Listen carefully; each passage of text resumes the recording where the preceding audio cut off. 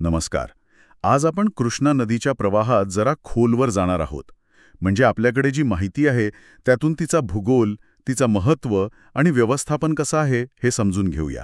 हो, म्हणजे यात नदीचा उगम आहे, तिचा मार्ग, उपनद्या, धरणं आणि अर्थातच तिचं सांस्कृतिक आणि आर्थिक स्थान काय आहे याची बरीच माहिती आहे आपल्याकडे. बरोबर. आणि आपला उद्देश काय तर या सगळ्या माहितीतून कृष्णा नदीबद्दलची जी काही महत्त्वाची आणि रंजक माहिती आहे ना ती थोडक्यात बघणं. अगदी. कारण कृष्णा ही गंगा आणि गोदावरीनंतर भारतातली तिसरी सर्वात लांब नदी आहे आणि दक्षिण भारतात बघितलं तर दुसरी मोठी नदी. तिला जीवनवाहिनी म्हणतात. हो. तर ते का म्हणतात त्याचा अर्थ आज आपण शोधूया. सुरुवात उगमापासून करूया का? कृष्णा नदी पश्चिम घाटात म्हणजे महाराष्ट्रात महाबळेश्वर जवळ उगम पावते. समुद्र सपाटीपासून साधारण 1300 मीटर उंचीवर. हे पश्चिम घाट महत्वाचे आहेत नाही का? नक्कीच, खूप महत्वाचे. कारण बघा, हे पश्चिम घाट काय करतात तर अरबी समुद्रावरून जे बाष्पयुक्त वारे येतात ना त्यांना अडवतात. अगदी खूप कमी पाऊस आणि म्हणूनच मग कृष्णा खोऱ्यात पाण्याचं नियोजन म्हणजे पाणी साठवणं यासाठी धरणांची गरज निर्माण झाली. आणि मग ही नदी केवढा मोठा प्रवास करते? महाराष्ट्र, कर्नाटक, तेलंगणा आणि आंध्र प्रदेश या 4 राज्यांमधून साधारण 1400 किलोमीटर पूर्वेकडे वाहते. हो, आणि शेवटी जाऊन मिळते बंगालच्या उपसागराला. आंध्र प्रदेशात हंसाला देवी नावाचं ठिकाण आहे तिथे. एवढा मोठा प्रवास? खरंय.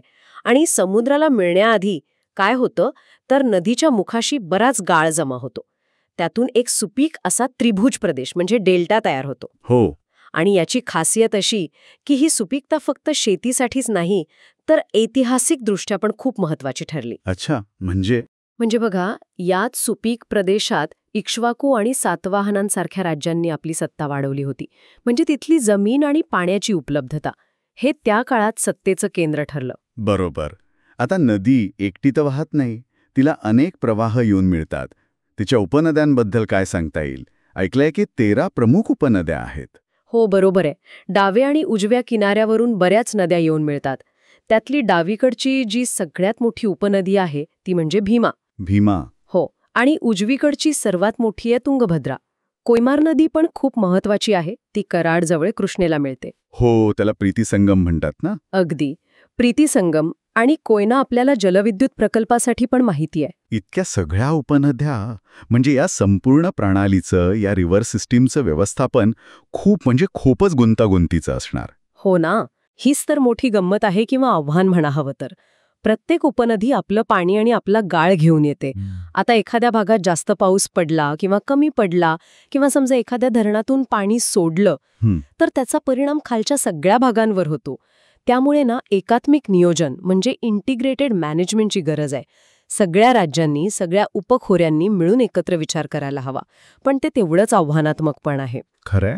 आणि जिथे या नद्या एकत्र येतात ती संगम स्थळं. आपल्या संस्कृतीत त्याला एक विशेष महत्त्व आहे. अगदी. प्रीती संगम आपण पाहिला. कर्नाटकात कुडल संगम आहे जिथे बसवण्णांची समाधी आहे. हो. ही स्थळं धार्मिक आणि सांस्कृतिक दृष्ट्या खूप महत्वाची बनली आहेत. पण यात आंध्र प्रदेशातलं संगमेश्वरमचं उदाहरण थोडं वेगळं आहे आणि विचार करायला लावणारं आहे. अच्छा, ते कसं? कारण हे संगमेश्वरम जे आहे ते कृष्णा, तुंगभद्रा आणि भावनासी या 3 नद्यांच्या संगमावरचं एक प्राचीन मंदिर आहे. पण श्रीशैलम धरणामुळे ते पाण्याखाली गेलंय. अरे बापरे, म्हणजे कायमचं? बहुतांश वेळा. फक्त उन्हाळ्यात जेव्हा धरणातलं पाणी खूप कमी होतं तेव्हाच ते मंदिर दिसतं. म्हणजे विकास विरुद्ध सांस्कृतिक वारसा हा जो संघर्ष असतो तो इथे अगदी स्पष्ट दिसतोय. बरोबर. एका बाजूला पाण्याची गरज आहे, ऊर्जा हवी आहे म्हणून धरण बांधलं, पण दुसऱ्या बाजूला आपला शेकडो वर्षांचा इतिहास, आपली ओळख. हो, आणि हा निर्णय असा आहे की त्याचा परिणाम कायमस्वरूपी असतो. बरोबर. आता नदीकाठावरची शहरं पण आहेत. ती पण ह्याच विकासाचा एक भाग झाली आहेत. वाई आहे, सांगली आहे. हो, वाई तर महाराष्ट्रातलं सगळ्यात जुनं शहर म्हणतात काठावरचं. सांगली महाराष्ट्रातलं मोठं शहर आहे काठावरचं. आणि पुढे आंध्रामध्ये विजयवाडा आहे, तिथे प्रकाशम बॅरेज आहे. श्रीशैलम आहे, जिथे ज्योतिर्लिंग पण आहे आणि मोठं धरण पण आहे. आणि काही शहरं जरी थेट काठावर नसली तरी ती याच नदी प्रणालीवर अवलंबून आहेत. जसं की पुणे आहे, हैदराबाद आहे. त्यांना पिण्यासाठी, उद्योगांसाठी पाणी याच उपनद्यांमधून मिळतं. आणि या सगळ्या गरजा भागवण्यासाठी मग ही मोठी धरणं आली, अलमट्टी, नागार्जुन सागर, श्रीशैलम, कोयना, सिंचन, वीज निर्मिती, पूर नियंत्रण या सगळ्यांसाठी ती आवश्यक आहेत.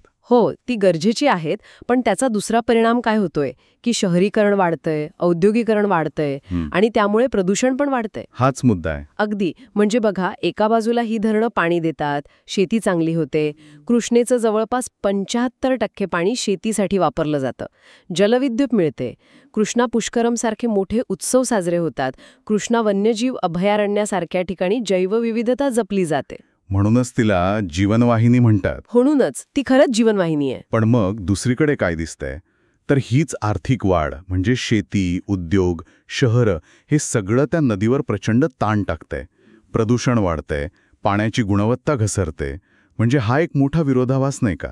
जी आपल्याला जीवन देतेय तिच्याच जीवावर आपण उठल्यासारखं वाटतं कधीकधी. अगदी बरोबर बोललात. म्हणजे थोडक्यात काय तर कृष्णा नदी लाखो लोकांसाठी जीवनरेखा नक्कीच आहे, पण ती स्वतःच आज अनेक गंभीर आव्हानांना तोंड देत आहे.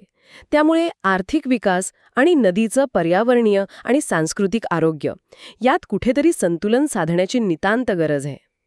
आणि जाता जाता एक विचार मनात येतो की जसजशा आपल्या गरजा वाढत जाणार आहेत तसंसा कृष्णासारख्या नद्यांवरचा ताण तर वाढतच जाणार. मग भविष्यात या नद्यांचं जे बहुमोल महत्त्व आहे ते टिकवून ठेवण्यासाठी आणि हा वाढता ताण कमी करण्यासाठी आपल्याला नक्की कोणत्या प्रकारची नवीन आणि जास्त टिकाऊ अशी तडजोड करावी लागेल, हा एक मोठा प्रश्न आहे.